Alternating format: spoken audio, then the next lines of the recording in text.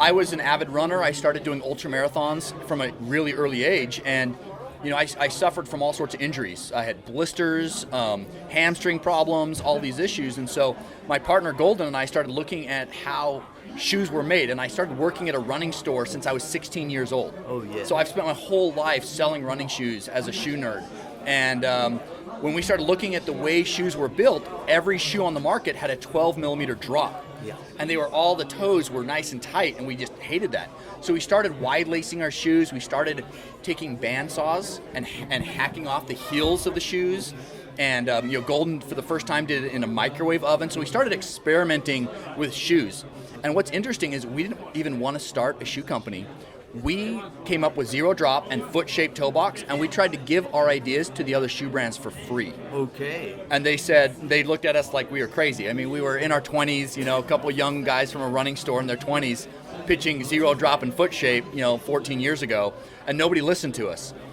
And so finally we said, let's do it ourselves. In our initial research, we started looking at people in our modified shoes that were hacked off the heel, and they didn't heel strike as much as runners who did have the heel. And so that was based on our early research. Now, Golden and I both had degrees in exercise science and health and wellness in university, and so we started doing a lot of research on that biomechanics. And we felt like, yes, this would absolutely help people run better and take pressure and tension off of their lower legs and up the whole body. I mean, when you get out of bed every morning, you're flat. Yeah. I mean, nature, we're not, as humans, that's how we're born. So why do we try to change it in our footwear? Let's align ourselves naturally. I guess, a pioneer, I think that we were able to look at things very differently. As starting a new brand, you can kind of do whatever you want. Yeah. And we really believed that humans evolved in a particular way, and that we wanted to align our bodies naturally, and we felt that zero drop was the way to do that. Yeah, everything from like the Velcro on the back of the shoes for gaiters, obviously our foot shaped toe box. We love doing things differently and looking and thinking outside the box. Yeah, I mean, one of the things from the very first Lone Peak, we did a sandwich stone guard. So the stone guard is in the middle of the midsole, right? We put Velcro on the back of the shoes. We've worked with on our Vanish Carbon shoe, our road racing shoe. We have a carbon plate that has flex grooves in it, right? So we always like to do things a little differently. And I think that obviously what we're most known for is zero drop and our toe box, that foot-shaped toe box. Yeah. But we've done a lot of other really great things to kind of pioneer within the running shoe space. Yeah, sure. And actually, what are you working on? Oh, I don't know if we can talk about all of that. I think Ultra is going to continue to evolve, right? Okay. We started with a road shoe called the Instinct and a trail shoe a few months later, and now we have a whole line of both, right? So we're always looking to expand and evolve Ultra.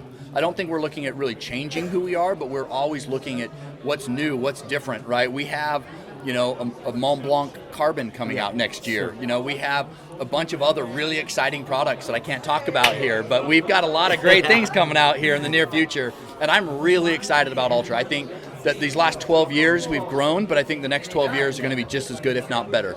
I think that's something we've always been, mindful of, is trying to be environmentally responsible. And I think that there's ways for us to improve. And I think things like, minimizing all the single-use plastics that come with some of the shoes, we're getting rid of all of that in our packaging. We're trying to use recycled products as much as possible. We are working with a partner now to help us be more responsible and hold ourselves accountable. So I think it is something that we have done okay at and we want to do better at. We started the brand having 2 different gender-specific fits, right? Because women do tend to have a narrower heel and a little higher instep. Women, due to childbearing, they have wider hips, so their legs go into the foot at an angle called a Q angle. And so at Ultra, we've tried to accommodate that the best we can, right? And just giving people options in the way that the shoes fit and feel. It also comes in the way we fit our shoes, right? We have our original fit and we have our standard fit for people who don't want as much volume, right? We also now offer widths in 3 different models. And so we're always trying to provide options and evolve the brand accordingly to our consumers. Yeah. Oh, of course. Yeah, we've got a great team. We actually are standing right here with a picture next to Paulina, who placed 4th last night in TDS. Yeah. We've got Robert Hajnal, we've got Amanda Basham in UTMB, and Justin Grinewald in CCC, and just a bunch of athletes. So we have a lot of athletes here at UTMB. and already showcasing great results, and I expect really good results this weekend from Ultra. Natural movement. Yeah. Footwear. I think that's really, our purpose statement is unleashing human potential by inspiring the world to move naturally. Okay. And I think that's really what Ultra's about, right? Inspiring people to move naturally. That's what Ultra is. That's why we started the brand. That's what we're continuing to do to this day. And finally, what's the meaning of the Ultra. logo? Yeah. Yeah, so it comes upon a Latin word that means to change or to fix.